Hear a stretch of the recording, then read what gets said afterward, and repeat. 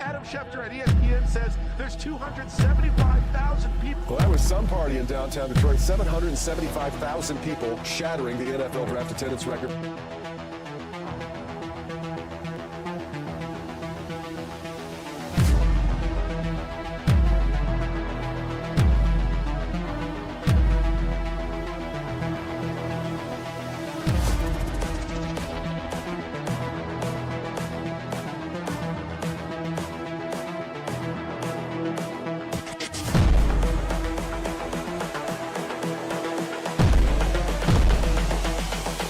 This is the future. All grit.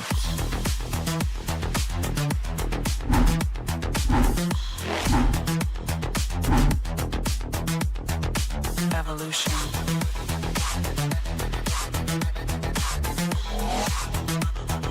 This is the future. All grit.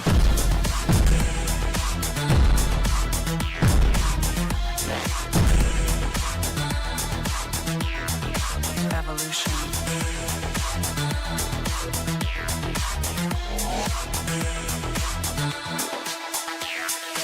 All grit.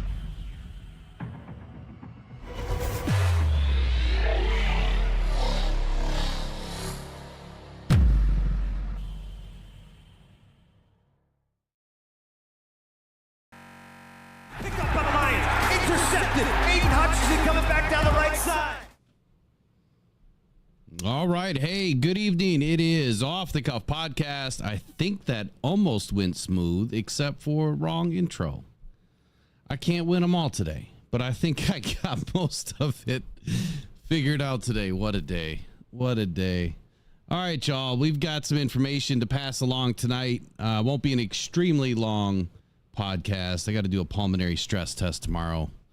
Figure out what the heck's going on with the old ticker, but hopefully nothing. We'll just leave it at that. Hopefully nothing. So a few tidbits coming out today. A few things kind of leaked out over the weekend, and we'll probably start. We got a lineup here tonight. I'll give you guys a little bit of an idea of kind of what's coming up in the show tonight. That little graphic will change at some point, but I had to throw something up. So right away, we're going to start off with Jared Goff. Got hitched this weekend. We're going to move into Walder again. Seth Walder again has done it again, and I think you guys know what I'm talking about, but we'll clue you in all over again.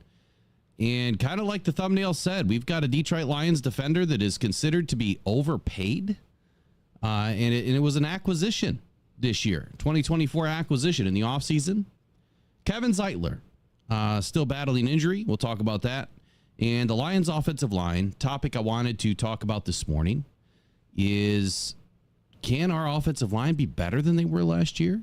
Well, that now hinders on Kevin Zeitler. So all that and more tonight. But if you want to get a lot of this news throughout the day, please check out sportspider.com. That is sport, SPYDER.com.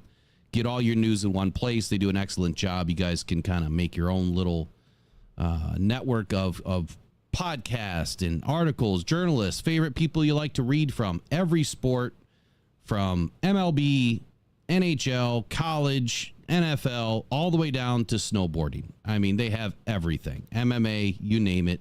They have it all. SportsSpider.com. Great partner, great sponsor of the channel. Appreciate them over there at SportsSpider. So let's walk into this one. So Seth Walder again, man, this guy. I tell you what. Let me get some things organized, and I'll walk him in the chat here in just a second. Actually, let's start with Jared Goff. Let's start with Jared. I think that's what the list says, doesn't it? Jared Goff hitched, yeah. All right, so welcome into the chat. We got a light crew so far tonight. It's kind of a late scheduled show, but who do we have in here? We got Tracy, of course. We got Salty Pork Chops, Michael Garrity. 76 days until kickoff. That's right. Still 76 from this morning. My day was very long, so it actually feels like maybe we burned a day, but I guess we didn't. Who else we have in here? Mike P's in the house. Bruce Morton. And Detroit Fan Man, Braylon Dennis. And Nasty Man, Nate 88. What's happening, everybody? How you guys doing tonight? Monday night. We're only a few days away from training camp, which is, I can't wait to get to training camp. I think it's going to be an amazing season this year. We're going to have a lot to take in. We'll see how it changes again this year. It seems like every year they change a few things for the fans. You know, it used to be all access, and now it's partial access, and there's VIP access, and yeah, things are changing. Things are changing big time. So Jared Goff got hitched this weekend, pulls in a big contract in the offseason. He's been engaged since 2022 to the Sports Illustrated swimsuit model Kristen Harper, and they got married in an outdoor ceremony at the Ojai Valley Inn in Ojai, California on Saturday, as seen in their photos from the New York Post. Looks like a beautiful ceremony. They even had their dog Harper with them. Or I think his name is Harper. No, Quincy. Goff and Harper got engaged in 2022, like I said, but they finally tied the knot in an intimate ceremony with family and friends. And Amon-Ra St. Brown was out there, of course. I mean, how could he not be? Jared Goff just made him $112 million. And that's really it. So congratulations to Jared Goff. So you know what? I didn't do this morning, but I'm going to give you guys an over-under question. Over-under, Jared Goff has a baby in the next 12 months. What do you think? You think that they're going to have babies on the way soon? Maybe the future quarterback of the Detroit Lions? I don't know. Could be. But congratulations to Jared Goff. I think that it's great that, you know, they're finally able to do their thing and do it privately, you know, and not have a whole lot of media involved in that whole scenario that goes on there in California. All right, so next up on the list, Seth Walder. And shout out to Jeremy Reisman for recapping kind of what happened. So I'm going to read his article and some things from his article because he recapped it pretty well. And then I'm going to give my comments on it. So here he starts off with this. We live in different times now. The Detroit Lions are considered one of the best run organizations, and they are a common pick for serious Super Bowl contender this year. At the top of the organization, general manager Brad Holmes is viewed as one of the best at his position. And many of his decisions have gone unquestioned after proving a lot of doubters wrong last year. You know, I would say that Brad Holmes has proved a lot of people wrong for 3 years in a row, to be honest with you. But then there's this guy, Seth Walder. Now, if you guys remember, what did I say last week?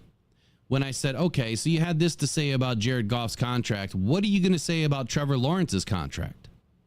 Because there's no way on earth, right, that contract should not get a scathing review. So we'll see. Maybe he watched my video. I don't know. It's possible because what he wrote kind of in line with that. But we'll get to it here in a second.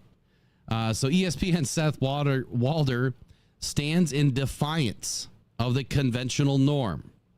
This week, Walder graded every team's 2024 offseason, and he gave the Lions a C. Only 5 other teams, the Falcons, the Vikings, the Cowboys, the Raiders, and the Saints, had a worse grade than the Detroit Lions.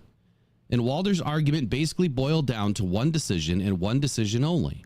The Lions' 4-year, $212 million extension for Jared Goff.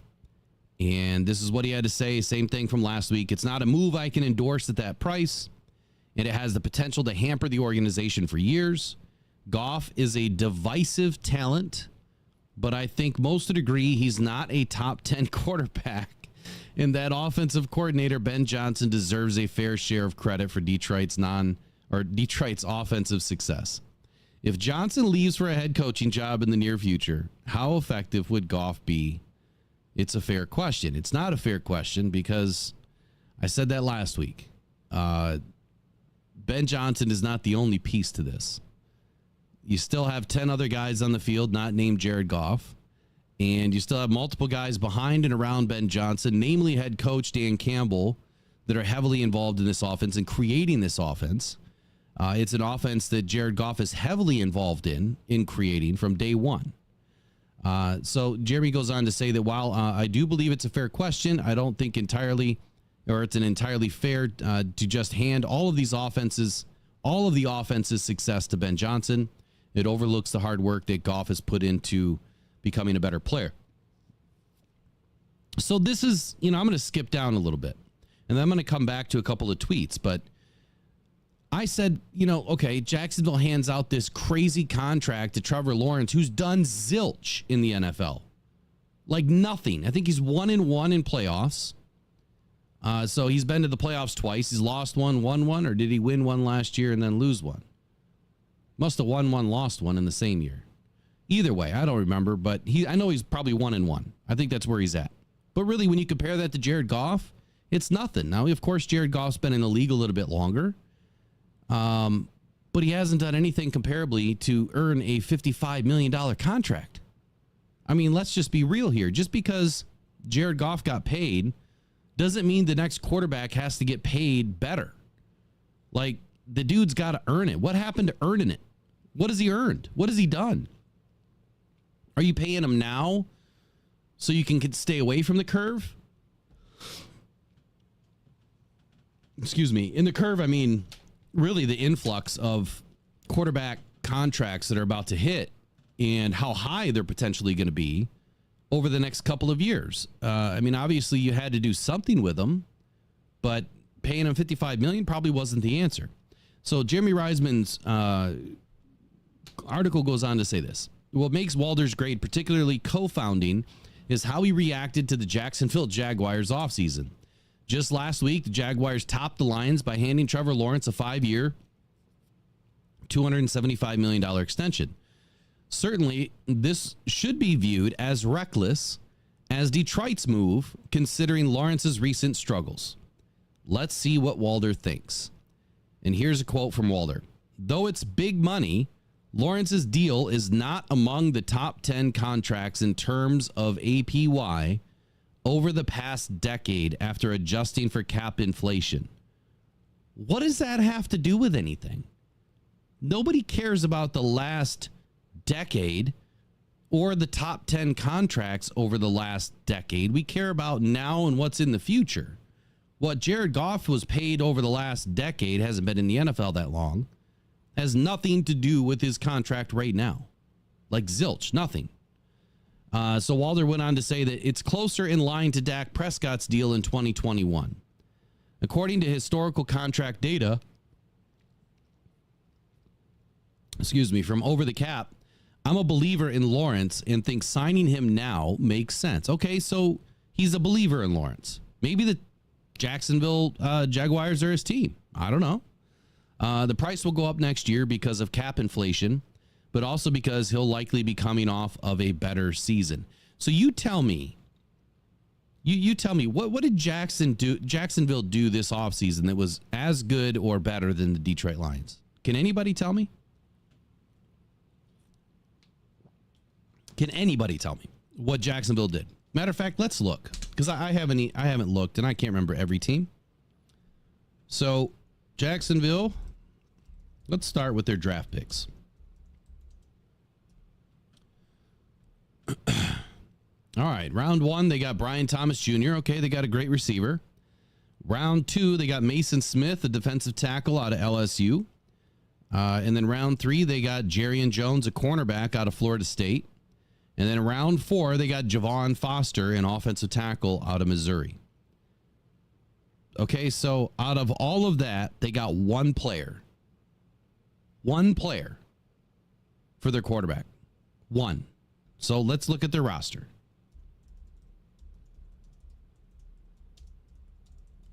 And I'll come back to the chat in a minute, I promise. Give me 1 second.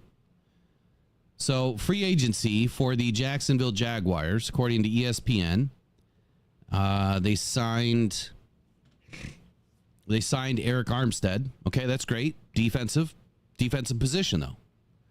They brought in Gabe Davis. Okay, they brought in a veteran wide receiver. Dude can play. Then they brought in a new center, Mitch Morse. And then they brought in a new guard, Ezra Cleveland.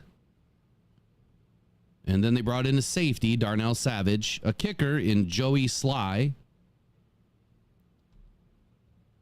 a running back in DeErnest Johnson, who, quite honestly, I mean, he's not that great. The dude averaged 2.6 yards per carry.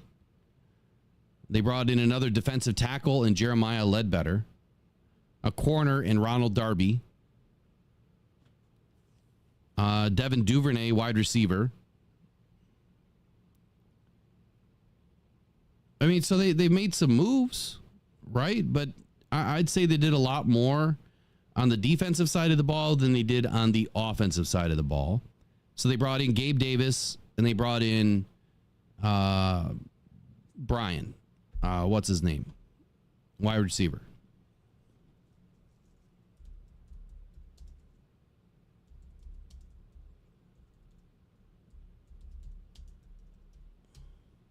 Thomas Jr. So I just don't see it. I don't understand it. And I don't understand how Seth Walder is going to compare these two contracts and try to say that the Jaguars had a better offseason or believes that Lawrence is going to have a better season this year. Based on what?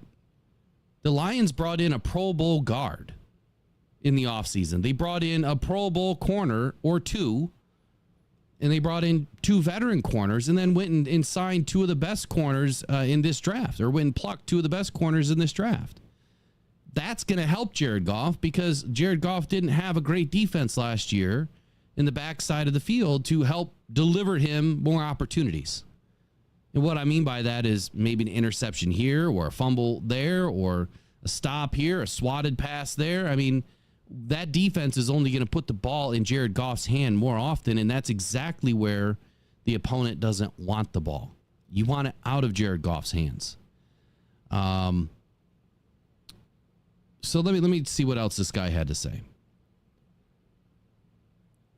So Jeremy Reisman says this was a slightly different tone when you compare it to the Lions.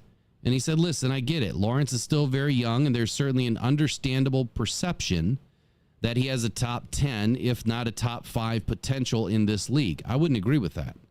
But that's all it is at this point is potential. That I would agree with. Meanwhile, Jared Goff has proven he can lead a top 5 offense several times with two different teams. The drastic difference in reactions to these major contracts is absolutely not warranted. And to make matters even worse, Walder suggests a completely removed from reality course of action for the Lions instead. Here's what he wanted the Lions to do. He had the Lions let Goff play out his 2024 deal, roughly $27 million in cash, and then given him the non-exclusive franchise tag in 2025, and again in 2026, and again in 2027. That would be rough. That would be 1 year, $27 million. Or 2 years at $69 million, or 3 years at $120 million, or 4 years at $193 million, based on Over the Cap's 2025 franchise tag projections and assuming a 20% raise each year after that for future tags. With this deal, it's either 1 for $119 million, or 2 for $154 million, or 3 for $172 million, or 4 for $194 million, or 5 for $241 million. The Lions lost their flexibility and now need Goff to play on his contract through 2027 just to break even, or through 2028 to get any value relative to the tag. Okay. I'm glad he compared the tag, because then what about Lawrence's deal? It's more money. So doesn't that compare to the tag just the same way? You're making the argument for one guy but not the other. You could say that for any quarterback that just signed a deal. In matter of fact, you can make the same argument for any quarterback that signed a deal that was a max deal any given year. So it is a fruitless, gutless position to have when you can make this same argument against every quarterback that is signing a deal any year that is, a max deal. So, look, Seth Walder's just talking out as you know what. And I think that's about it. I'll leave this guy alone, but clearly Jeremy Reisman is not afraid to stoke the fire, around the media circles. Who knows if these guys ever cross paths, but keep stoking the fire, Jeremy. Keep doing it. So what do you guys got to say about Seth Walder? Let's see here. I mean, it's crazy. And I think I just saw a comment very similar to this. When the Lions win, we still can't win, can we? I mean, obviously, Seth Walder maybe lost a lot of money in some bets last year. I don't know. Maybe he's a little salty. Someone pissed in his Cheerios. I don't know. I don't know. Michael Garrity says Walder is an idiot. Yes, he's appearing to be so. Let's see here. Braylon is not sorry about Seth. Must have said something about Seth earlier. Detroit Fan Man says, kind of amazing that apparent flaw of the Detroit Lions, not front office, not coaching, not protection, not skill players, and now not the defense. Let's go, JG, no pressure. Good points. All good points. Mike P says, Braylon, we can't win. We can win. So that's what I'm saying. We should win. But I get it. Even when we win, we don't win because someone is always there to try to knock us down a few rungs. Tracy says, Trevor has done nothing. Literally nothing. Absolutely nothing. Mike P says, Lawrence has been all hype and no show. Let's see. Tracy says, Goff's contract is starting to look like a great deal. It is. It was a good deal. I mean, it's a lot of money on the surface. But after that, I mean, it's right in line with what every other contract is going to look like when these contracts happen. But when you look at how it was set up, it's set up nicely to affect the Lions cap the right way every year based on the cap increase. And that's what they're expecting is a good cap increase every single season. Michael Devereux says Goff contract is great. Market value, not cheap. I think it perfectly fits the value for our team. You know what it perfectly fits to me? It fits having these guys stay together.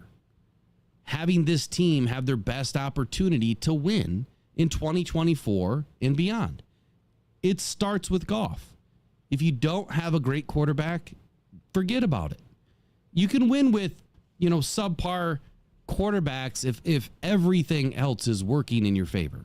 And I mean everything else. And you have to have a shutdown defense. If you don't, you won't win. The only time I've really ever seen subpar quarterbacks win in this league. I mean, who was one of the last ones that? Why can't I remember the Eagles quarterback that won the Super Bowl? Nick Foles. Subpar quarterback, right? Not the greatest guy that you would want behind center. But what was working for that team? Shutdown defense, solid running game. Completely bailed out the quarterback. If you can run the ball, you're bailing out the QB. If the defense can go get some turnovers, you're bailing out the QB. So those are the things that matter to me. And I think that now that we have been set up the way that we are with draft picks and the free agent, acquisitions, this team is ready to pounce this year. Finally, for the first time, I feel this team is ready, really ready to make a big deal this year. Or make this year a big deal. So that's what I'm looking forward to. Let's get into some more news. Seth Walder, go fly a kite, dude. Go fly a kite. This one didn't make much sense to me. And I'm going to read it to you guys. So Sporting News wrote an article, and it was labeled Detroit Lions defender named to the all overpaid team. I didn't know that was such a thing. The all overpaid team? What is that? I mean, I get it. We've got some players at the end of the season, when you look at the contracts that they got and you look at their stats for the season, you could say, way overpaid. No production. Didn't deserve $30 million. Didn't do anything. Had a subpar season. But, if they bounce back the next year, they kind of makes up for it. You can't expect a player to have a phenomenal season every year. There's too many caveats to this game. If you just want to slide to the defender every single time, you're not going to allow that defender to have a great game, are you? But you're going to give up a bunch of your assets, especially, your eligibles. You'll give up 20% of your eligibles if you're constantly sliding, and snapping to the defender like your defensive tackle. It happens all the time. You have to give up some assets to be able to move the ball. So Mike Moratis says the Detroit Lions entered the offseason in need of upgrades, which we got some upgrades. And we definitely needed some upgrades in the cornerback room. And general manager Brad Holmes did that in a big way, with one of his moves being the trade for veteran Carlton Davis, who was acquired from the Tampa Bay Buccaneers for a third-round pick. When I look back at this trade, I wasn't extremely happy about it because I was so worried about him staying on the field, him actually playing, missing more than 23% of the snaps that he's been eligible to play since he's been in the NFL, or 23% of the games. And that was a big concern, still is a big concern for me. But that doesn't mean that he's overpaid. I don't believe that he's necessarily overpaid right now. But he goes on to say that Davis doesn't come without some concerns. Not only is he coming off of a down season in terms of coverage numbers, he also has an injury history that has led him to never playing a full season during his career. That was my biggest knock on this trade. But the more and more that I've watched, read, listened to about Carlton Davis, and now the fact that the Lions doubled down in the draft, even if he did only play 77% of the snaps, I'm pretty comfortable because of what we have behind him and what we have next to him. So he goes on to say that as a result of these concerns, Sporting News' Vinny Liar named Davis to his all-overpaid team for 2024, and here's what he wrote. The Lions didn't make their veteran corner spending work last season, so they got aggressive again, trading for the former Buccaneer. However, he's been shaky with durability issues as of late, and there's a good chance rookie first-round Terrion Arnold will be their better starter. So according to Over the Cap, Davis is making $14.8 million per year on his current contract, which he signed with the former team Tampa Bay Buccaneers, obviously prior to coming to the Lions. The Lions then restructured the deal after acquiring him, which lowered his cap hit to $9.8 million and converted $6 million of his salary to a signing bonus. Very smart move. The annual average places Davis, who is in the final year of his deal, 9th among quarterbacks per Over the Cap. And the gap between him and the players in front of him is $4 million per year and up, putting him in the second tier on that list. All right, so he's a second tier corner, pay-wise. And when he's on the field and he's healthy, I would argue that he has first tier ability. He's not Jalen Johnson, right? But he has first tier ability. And I think it all depends on what you put around him and what you put in front of him. That will only accentuate his talents and what he's, able to do on the field.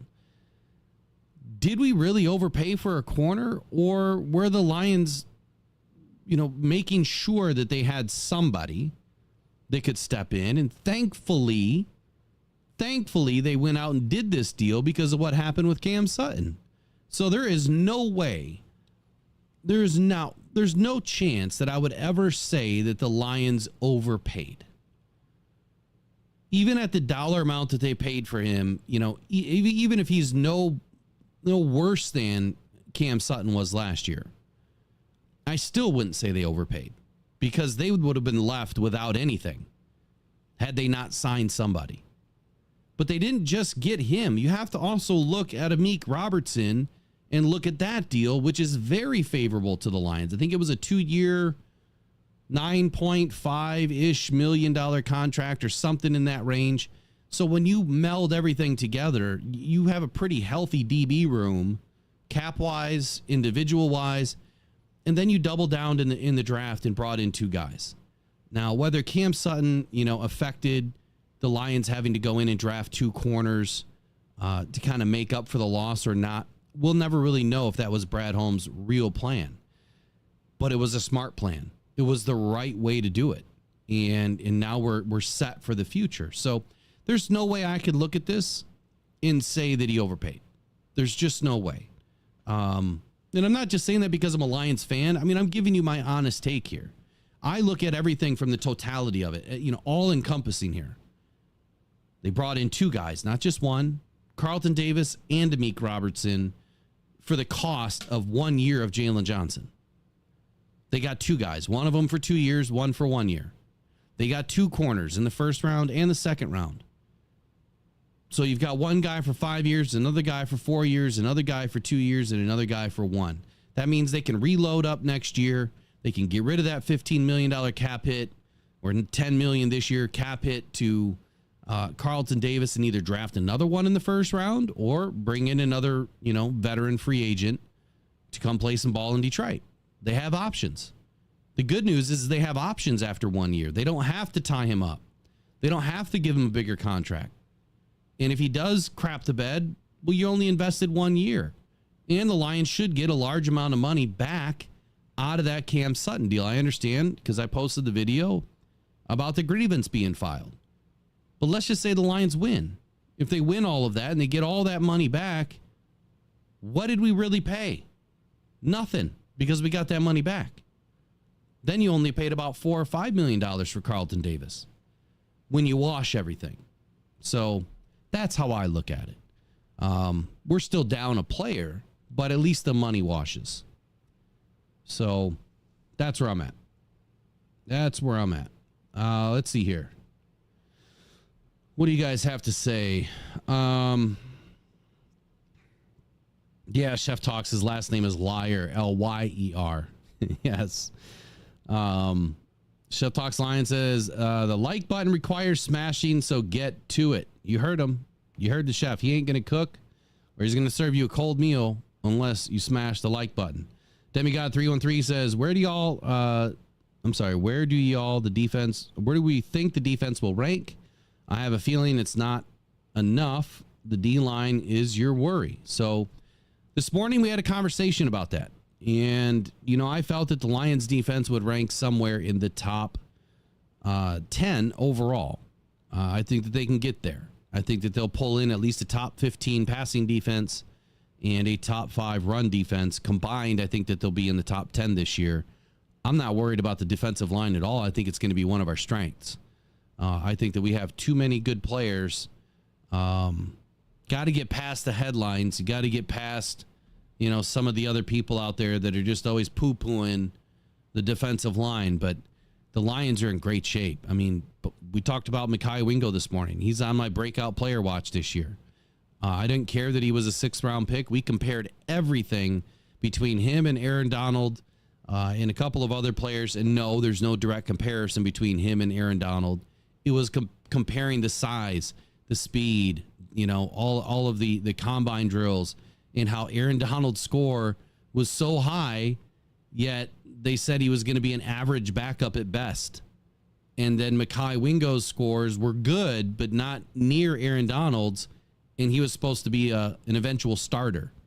So it didn't make any sense. And you're talking 10 years apart from each other. Those metrics shouldn't really change a whole lot. So it was an interesting conversation this morning on the Rise and Grind Morning Show. You should check it out. Maybe I'll post the video. I'll go cut it up, post the video, and then put it out there. But it's on the Rise and Grind Morning Show.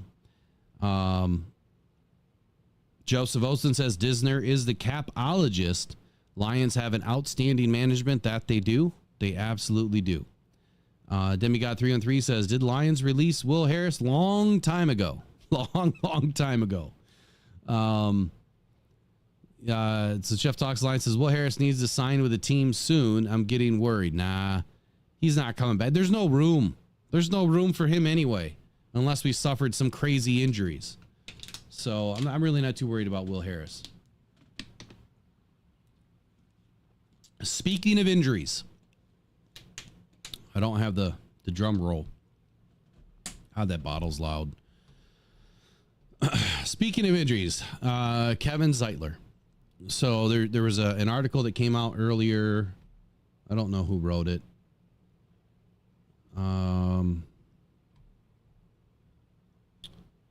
But I took some notes down.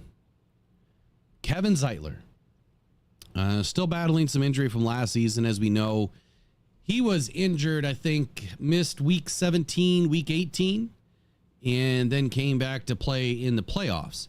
But the guy's been an Iron Man since he's been in the NFL. I think he's played like 192 out of 195 games, only missing two games last year and then one sporadic game, I think, somewhere else in his career. But he's been an Iron Man in this league. He's a veteran, Pro Bowler, highly ranked offensive lineman at the right guard position. Is still battling injuries. So when we signed him, the Lions knew that he was still going to be working with these knee and ankle injuries that he suffered last season. And he has not been able to practice this entire offseason. So I missed this during OTAs and mandatory minicamp that, the availability open to the media, nobody saw Zeitler on the field. So we don't really know what he did outside of that. We have no idea if he ever got on the field, but I'm going to say it's probably doubtful because they would have loved to have trotted him onto the field while the media is there to get a couple of looks at him and write a few stories. But he has not participated in anything. No on-field drills, maybe working off the side or with trainers or whatever, but nothing on the field. Offensive line coach Hank Fraley kind of brushed off any concerns about Zeitler not being ready for the Lions when they start week 1. Hank Fraley had this to say. He said he's got a lot of experience. He's doing new things, a little bit of new technique. Maybe he hasn't been asked in a while to do. Offensively, though, we do get a lot here, a lot of variety, and it's been fun for him. Some of it can be challenging for him, which is good to keep you engaged. So it's been good for the room, and these guys get along. They gel, and he's been professional. I think that's what guys get to see. Immediately, though, I think it's the experience factor that's evident here. Zeitler has played at least 1,000 snaps in 8 of the last 9 seasons, according to Jeff Risdon. And that's a ton. I mean, that's an absolute ton of snaps. Let's see. He's done that with 4 teams: Cincinnati, Cleveland, the Giants, and lastly, Baltimore, where I believe he played 3 seasons with the Baltimore Ravens. PFF scores consistently in the upper 70s. He's handled the variety with nothing but professionalism, right? Keeping himself on the field, but putting the work in each and every year. Fraley expects Zeitler back for training camp in July, and he expects him to be ready. And one more quote on here is he said that we'll really get it when training camp comes up front, Fraley stated, and when the pads go on, we like to joke around. This is like being in underwear for us up front. The D-line and O-line, it's tough. That's where we're going to join and get it. This isn't a bad thing. Look, he's resting up. He's going to be fine. He's still nursing those injuries from last year. No concerns for me, at least, based on what I've read. I think that Zeitler's probably going to hit the ground running, literally, and be just fine for us. The good news, too, is, the Lions brought in a couple of guys this season through the draft. Giovanni Manu, who, may not be ready to start just yet, but Kobe Sorsdahl getting, in through his second season. And then Christian Mahogany, who, in my opinion, could be a breakout player to watch next season. If he gets thrust into it this year, I don't think that there's going to be any concern for me with Mahogany and his ability. I mean, the guy's a powerhouse, and so is Manu. I mean, both big men, agile men that can make this offensive line work when they're pulling and pushing and doing things, getting up into that second and third level that our offensive line likes to do. So Kevin Zeitler still battling some injuries, but that brings me to the last topic tonight. Before I get to that, any concerns with you guys about Zeitler or anything you guys have to add on Zeitler? I am not worried about Will Harris. You guys keep bringing up Will Harris. He is not coming back to this team. Just don't mention his name. It's like the gremlin. You can't mention it. You just can't do it. Can't do it. Can't do it, won't do it. Right? God,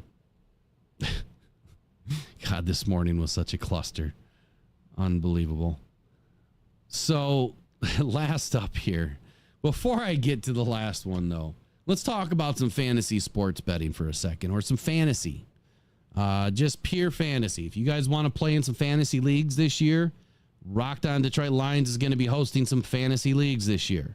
We tried to get it going last minute last year, but I'm going to be working on it. There's another partner on the page. I'm going to get a hold of him tomorrow and try to get the fantasy league up now, so we can get rolling on it and get things out. So if you guys have any interest in playing fantasy football this year, there'll be no bet leagues, fun leagues. There'll be some betting leagues that you can get into. It's all for fun. I think what we're probably going to put together is a couple of trophies, possibly, like a WWE style of belt. I'm holding it up like you can see it. There's nothing in my hands, but I know you see that belt. Yeah, so I think we'll put together a couple of trophies. And I think the goal would be that, that trophy kind of gets passed around, if you will, or maybe not. Maybe we just make an individual award, and then I'll put a trophy back here where we'll just put everybody's names on it and keep it growing over the years. But talking about sports betting and some other things that are going to be coming to Rock Down Podcast Network, at least my channels. Not every channel will have the same sponsorships, but I will be having a conversation with the company in the coming days, working on a partnership collaboration on a betting app. It has fantasy. It has all sorts of betting props. I'm really interested in it. So I can't release the name just yet, but it's coming. It's coming as long as the conversation goes well. But in the meantime, we will be putting together the fantasy leagues. Put it in the comments. What apps do you prefer to do fantasy on? What types of fantasy do you prefer? And we're talking about football, none of that other stuff. Let me know in the comments as far as which apps you like to work with the best. Is it NFL.com? Is it Yahoo? Is it where? I don't even know. I haven't even played in a while. So I've only done NFL.com. You let me know which ones you like, and we'll do a poll and figure out, which ones that we should do that make it the easiest. Demigod313 says, Will, how you feel about the media trying to make a trade case for SFWR for JMO? Who's SFWR? And then added a trade for San Francisco? Who's Brandon Ayuk? Yeah, I think that the media is just trying to write something. Like, I think that, in June, here's what you're going to get from a lot of people. You're going to get clickbait, more clickbait, and probably more clickbait. So that's all you're going to get. These people out here that don't have any integrity or just don't have any idea of what to write or what to talk about, they're just going to put any old crap out there to try to get you to click, because that's how they get paid, especially journalists. It's just a click. You don't even have to watch the darn thing, like a video. Like video metrics, you got to stay engaged for a certain amount of time and blah, blah, blah, blah, blah, blah, blah to help your channel. With an article, you just got to open the darn thing and stay on it for 3 seconds. And that's it. They get paid. So it's just all about clickbait right now. And it's fine. It's kind of what if season to me in June. It's the what if season. What if that, what if we do this, or what if we had that, or what if he went there, and what if he got this much money? That's what it is to me. It's what if season. It's June. When training camp hits, all that stuff kind of goes away until injuries happen. And then what if season comes back again. So that's all it is. So Demigod says, I just thought it was funny how they clown on JMO as a Lions player, but made the case that he's that valuable that the Lions have to give up a trade to. Yeah, it's nuts. Look, in my opinion, JMO is worth what he's worth. I wasn't going to say nothing. He's worth what he's worth, which I don't know what that value would be. If I was on the other end of the table, the other GM, and you're trying to sell me JMO, I'm going to say, what has he done? What's he done? He's been a flash in the pan, and he hasn't been consistent. And that's what I want. Ayuk, consistent. JMO, not consistent. What are we going to get this year? Hopefully JMO consistent. Meaning that he's in every game, making plays every game, can't take him off the field. That's what we need from JMO. Can JMO do it? 1,000% he can. 1,000%. Consistency. Not a flashy. We don't want flashiness. We want guys that can go in and are trusted to get the job done. Yeah, I'm not doing that, Chef. No way. That'll never go away from the internet. The day that I say that JMO's worth 2 firsts and a second and a third. That'll never come off the internet if someone really thought that I believe that.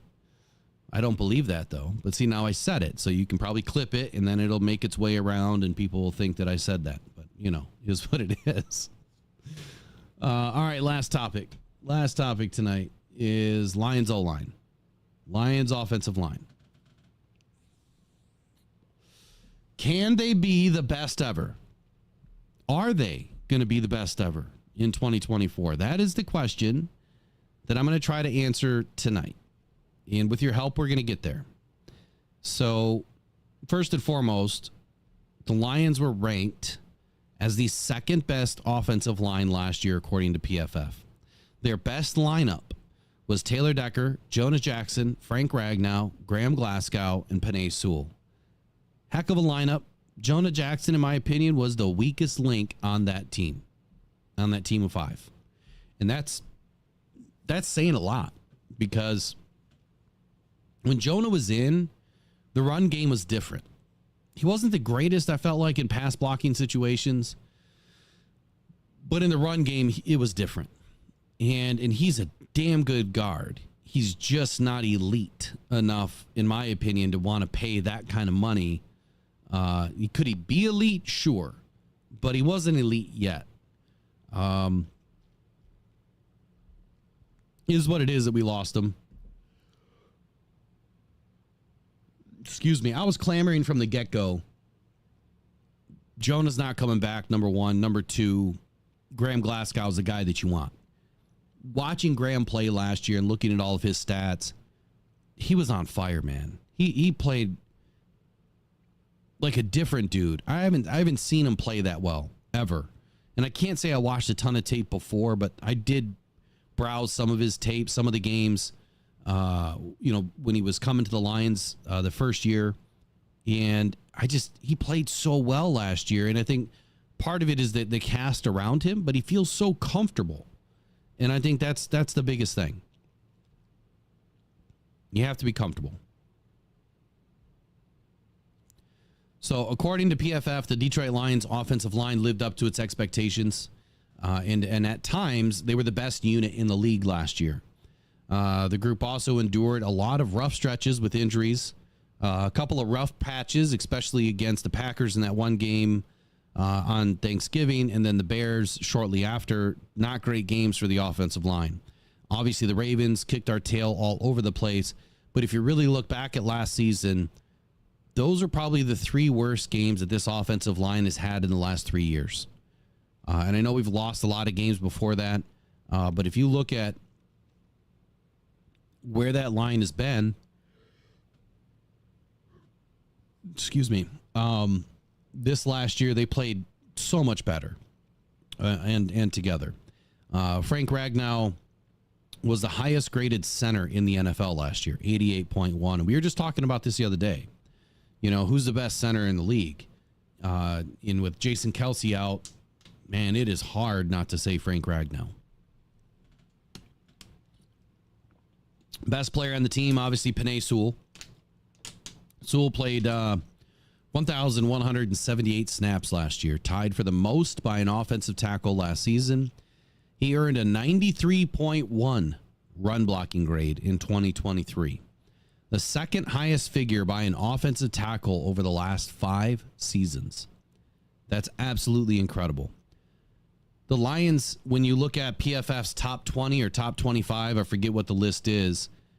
When you look at the Lions and where they're graded, offensive tackles last year, Penei Sewell, 92.8, number 1 overall right tackle and overall tackle in the league last season. Not only was Sewell was a third-year pro last year, right? Not only was he highest graded offensive tackle, but he also led all tackles in total snap count across the regular season and playoffs. In all, he allowed just 1 sack and committed 7 penalties last year. He had a 95.1 run blocking grade, 93.1 run blocking grade, was as elite as it gets, coming in as the second highest run blocking grade for an offensive tackle, behind only the untouchable 2021 season from the next man on the list since 2008. And I don't know who that was because I didn't grab that part. So Penei Sewell was number 1. And then you had Taylor Decker, number 9. So the Lions have 2 of the top 10 best offensive tackles in the league at number 1 and number 9. Taylor Decker, 81.1. So that's a big drop off between number 1 and number 9. You're talking an 11.7 point differential according to PFF's metrics. Now, following his 8th NFL season, Decker remained, it's funny, he was eligible. He did report blindside protector and steady run blocker for Ben Johnson's offense. Decker played a career high 1,243 snaps in 2023. But he showed marked improvement in his grades over a pretty down season in 2022, capped off by his 81.1 overall grade, his highest since 2020. And so then we move on to center, and I just spoke about it. Frank Ragnow scored an 88.8 PFF grade, was the number 1 center in the league last season. Obviously, we know Ragnow that stands in the center of this offensive line, a solid road grading, offender on this offensive line, and is very effective at setting the tone early, getting his offensive line in the same sync, getting everybody kind of set up. I mean, that's his job. He's making all the pre-snap judgments and calls, and it just plays at such an elite level. And I mean, he is the epitome of what grit should stand for. You know, if grit was in the dictionary, right underneath it, it should say Frank Ragnow, in my opinion. That will be a t-shirt. I am going to make that. It has to happen. Run blocking grade last year, highest of the interior run blocking grades at 91.3. Part of that success obviously stems from Ragnow being half of the most lethal interior duo in the league, along with his teammate, Graham Glasgow. On combo blocks, Ragnow earned an incredible, this is nuts, 94.2 run blocking grade next to Graham Glasgow. That's completely insane. You know, it's complete insanity to me that we bring back Graham Glasgow, his buddy, right? Taylor Decker's buddy. You bring Graham back and we're like, great, we got Graham back, but how good is he going to be? You know, is he going to be Graham or is he going to be, damn, that's Graham? And he was nothing but, man. Graham Glasgow, I mean, even though his grade is a 74.9 for last year, tied at 16th overall, that's insane. Nobody expected Graham Glasgow to come off the street into the Lions and be a top 16 offensive guard in the league, playing in 3 positions. What did he play? He played right. Yeah, he played right guard, left guard, and center last year. I don't think he ever kicked out the tackle. I don't think he played tackle at all last year. I don't remember now if he did. But alongside Frank Ragnow, Glasgow is, again, the other half of the best duo in the NFL. Glasgow and Ragnow rank as the only interior tandem to surpass a 94-plus grade on combo blocks, with the latter pacing all interior blockers at a 94.5. I totally butchered that. So in total here, you have Taylor Decker, Penei Sewell, Graham Glasgow, Frank Ragnow. Let me say that all again. You've got Penei Sewell, Taylor Decker, Frank Ragnow, and Graham Glasgow, all in the top 20. 3 of them in the top 10, 2 of them in the top 1 of the league for their position. Graham Glasgow at 16. So here's the question. How can the Lions get better in 2024? Is it even possible? Is it even possible? And I think here's your answer. Kevin Zeitler. which we talked about earlier. What was his PFF grade in 2023? I think that is going to tell us just how good, and I know it's good, just tell us how good this line could be in 2024. Overall, played 982 snaps last season. He only had 4 penalties. He only allowed 2 sacks. 2023 player grades. Overall, he only had a 69.3, but his pass blocking grade was an 82.5. Run blocking grade, obviously suffered a couple of injuries last year. Wasn't the greatest in run blocking, a 59.7. Let's look at 2022. 2022, he was an overall 74. And if I go back to Graham Glasgow, his overall was a 74.9. So he's only 1 year removed, from being as the top 20 guards in the league. He had a pass blocking grade of an 81.6 and a run blocking grade of a 67.5, which are all great grades. 2021, even better. Overall, 75.1. Pass blocking, 79.7. Run blocking, 68.7. Now, why is this important? Because when you look at Jonah Jackson, his grade last season, this is where things start to get interesting. In 2023, Jonah Jackson had an overall grade, put it up on my screen, 59.7 compared to Kevin Zeitler's 69.3. So you're talking about a 10-point difference here. Pass blocking grade, Zeitler 82.5, Jonah 62.7. So you're talking a full 20-point difference in pass blocking grades. Run blocking relatively the same, 1 point difference.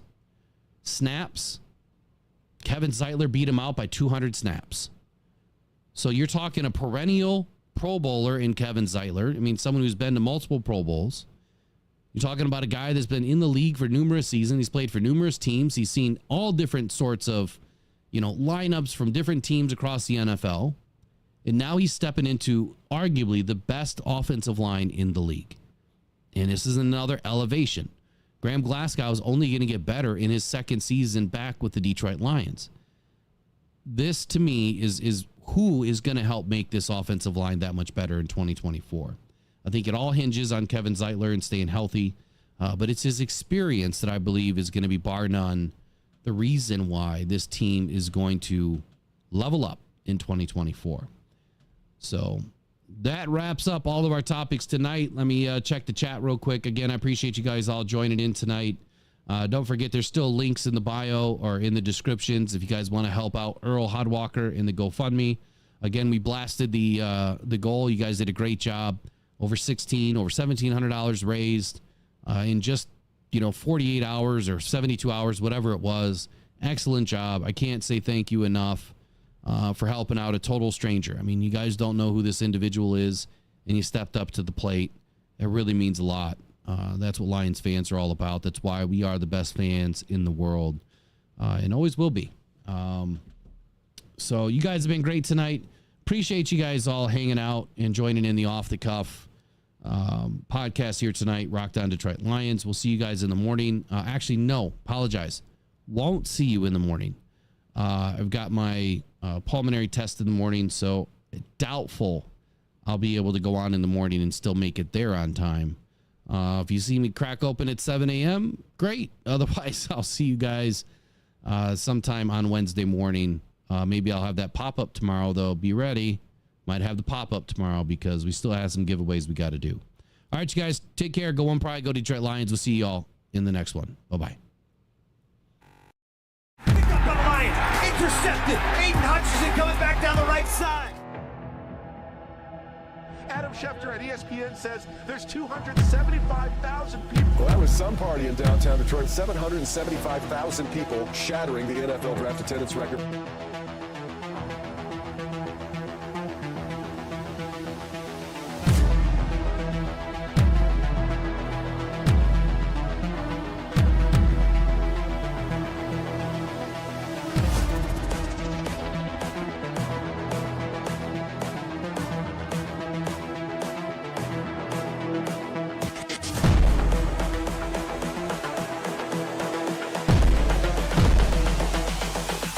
This is the future. All grits.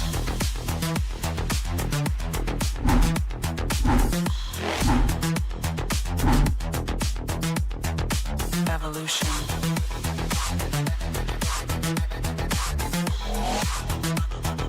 This is the future. All grits.